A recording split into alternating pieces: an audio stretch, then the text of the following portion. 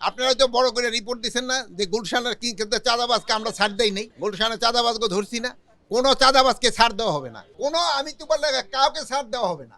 যে যত পরিচয় দেওয়া হোক না কেন কাকেই ছাড় দেওয়া হবে। আমাদের যে ট্রেনিংটা, পুলিশের যে ট্রেনিং, এটা আমরা অগাস্ট মাস থেকে শুরু করব।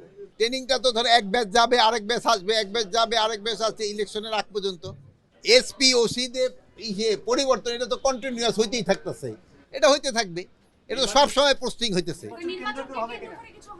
নির্বাচন কেন্দ্র করে হবে কিনা সে সময় আপনারা হইলে দেখতে পারবেন। টাইলক্স টয়লেট ক্লিনার, যার অ্যান্টিব্যাকটেরিয়াল এজেন্ট টয়লেটের কোনায় কোনায় পৌঁছে 99% জীবাণু ধ্বংস করে। এখন থেকে প্রস্তুতি হলো, আজকে হলো আমরা প্রস্তুতি নিতেছিলাম যে এটা জিজ্ঞেস করেন না, এটা মাদকের ব্যাপারে। যে মাদকটা কিন্তু আমাদের সমাজে যেইভাবে রন্ধে রন্ধে ঢুকে গেছে, এইটাকে কিভাবে বন্ধ করা যায়। এই জন্য আমরা কক্সবাজারও আপনারা জানেন, আমরা বিরাট একটা হাই কমিটি গিয়েছিলাম এবং তাদের যে অ্যাচিভমেন্টটা কি এইটা দেখার জন্য।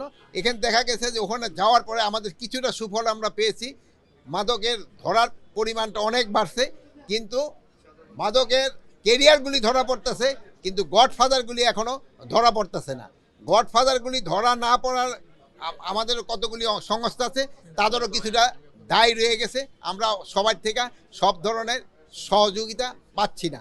কাদের থেকে সহযোগিতা পাচ্ছি না এইগুলি আমি আপাতত বলতে চাচ্ছি না, বাট অনেক আছে যাদের থেকে আমরা সহযোগিতা পাচ্ছি। চাঁদাবাজির অবশ্যই যে হচ্ছে, আপনারা তো বড় করে রিপোর্ট দিচ্ছেন না যে গুলশানের কি কিন্তু চাঁদাবাজকে আমরা ছাড় দেই নাই, গুলশানের চাঁদাবাজকে ধরছি না।